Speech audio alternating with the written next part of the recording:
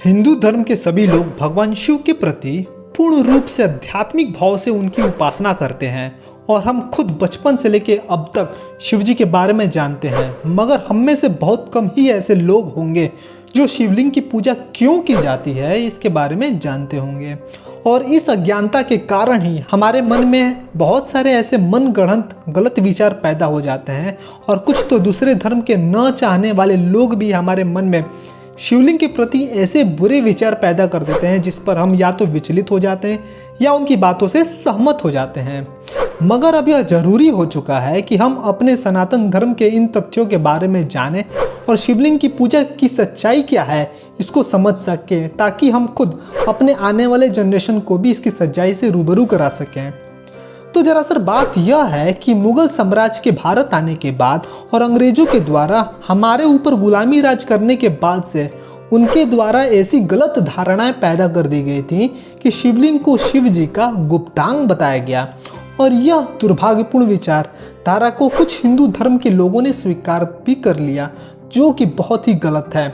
और आज इस वीडियो के माध्यम से हम आपको शिवलिंग की वास्तविकता समझाएंगे और ऐसा क्यों हुआ और इसके पीछे क्या राज था इससे परिचय कराएंगे। बस आपसे निवेदन है कि इस वीडियो को अंत तक देखें और ज़्यादा से ज़्यादा शेयर करें। संस्कृत एक ऐसी लिखी जाने वाली और बोली जाने वाली भाषा है जिसमें एक शब्द के अनेकों अर्थ निकलते हैं और हर एक शब्द का अपना एक मतलब भी होता है, जिसको हिंदी में उसी शब्द के कुछ और भी मतलब निकल सकते हैं। जैसे उदाहरण के तौर पे अगर मैं बोलूं कि अर्थ शब्द का मतलब एक तरह से किसी चीज़ का उदाहरण देना या उसका मतलब बताना हुआ, जबकि दूसरे भाषा में बोले तो अर्थ का मतलब पैसों या रुपयों से होता है। जैसे अर्थशास्त्र मतलब कि पैसे और वित्तीय लेन देन का ज्ञान, ठीक उसी तरीके से संस्कृत भाषा में सूत्र का मतलब डोरी होता है या धागा, जबकि दूसरा मतलब गणितीय सूत्र होता है, जैसे किसी गणितीय ज्ञान को एक जटिल समीकरण में लिख देना। ठीक उसी प्रकार से लिंग शब्द का भी गलत मतलब निकाला गया। संस्कृत भाषा में लिंग शब्द का मतलब होता है चिन्ह, मतलब किसी चीज का सिंबल, उसका प्रतीक, जबकि इस शब्द को इंसान के गुप्तांग से जोड़ दिया गया, जो कि बहुत ही गलत और दुर्भाग्यपूर्ण है। इंसान के जननांग को संस्कृत भाषा में शिशन कहते हैं। और अब यहाँ पर आपको समझने की ज़रूरत है कि अब कहा जाता है कि शिवलिंग, जिसका यह सीधा सा मतलब हुआ कि भगवान शिव जी का प्रतीक। संस्कृत भाषा में लिंग शब्द का मतलब चिन्ह होता है या प्रतीक, तो शिवलिंग मतलब शिव जी का प्रतीक, जिससे हम उन्हें पहचान सकें। ठीक उसी प्रकार हम संस्कृत भाषा में स्त्रीलिंग और पुरुषलिंग भी बोलते हैं। पुरुषलिंग जिसका मतलब सीधा सा है कि पुरुष का प्रतीक, स्त्रीलिंग मतलब उस स्त्री का प्रतीक। मतलब यहाँ पर अगर आप लिंग को गुप्तांग से जोड़ेंगे तो इसका मतलब यह हुआ कि उस स्त्री का भी लिंग हुआ नहीं, जबकि ऐसा बिल्कुल नहीं है। तो यह बात से साबित हो जाता है कि स्त्री का कोई लिंग नहीं होता, तो लिंग का यहाँ पर गुप्तांग से जोड़ना बिल्कुल गलत है।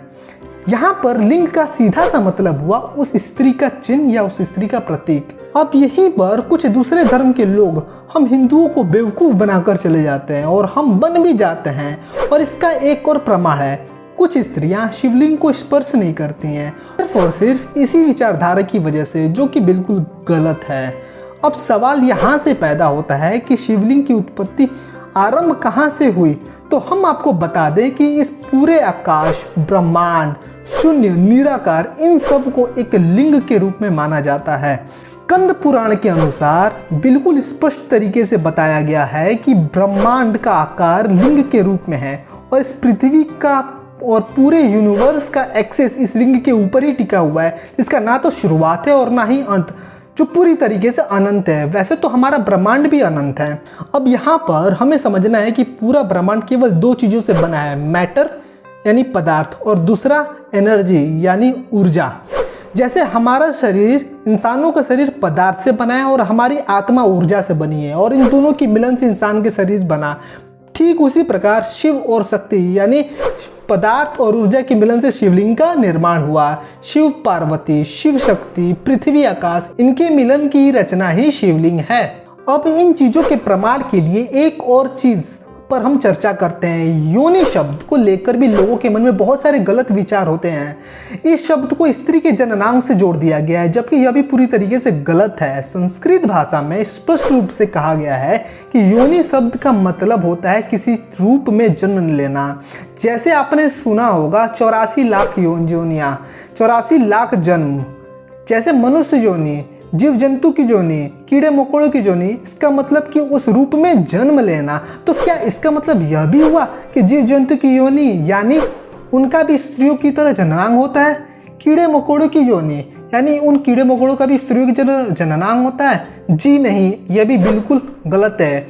यह बिल्कुल स्पष्ट हो जाता है कि योनि शब्द का मतलब उस जन्म को लेना जिस रूप में प्रकृति ने उनको दिया है। अब यहाँ पर एक और बात समझने के लिए है कि यह पुरुष और स्त्री के अलग अलग योनि नहीं होती, पुरुष और स्त्री को मिलाकर मनुष्य की योनि मानी जाती है। अब बात आती है कि शिवलिंग का निर्माण कैसे हुआ।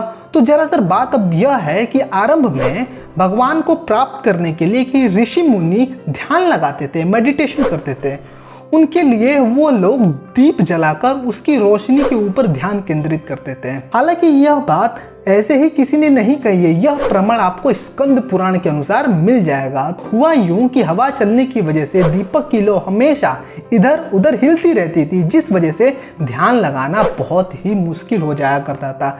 तब बात यह हुई कि कोई एक ऐसा रूप बनाया जाए जो दीपक की तरह हो। तब उसी वक्त दीपक के आकार की तरह एक पत्थर का रूप तैयार किया गया जो शिवलिंग का रूप धारण हुआ। और अब आप भी समझ चुके होंगे कि शिवलिंग का रूप भी बिल्कुल दीपक की ज्योति की तरह ही होता है।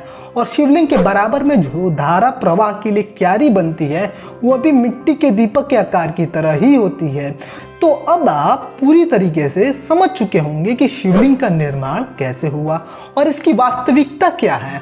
अब आप आज से यह वादा करें कि शिवलिंग का सही मतलब अब आप हर किसी को बताएंगे और खुद भी इन चीज़ों को समझ सकेंगे।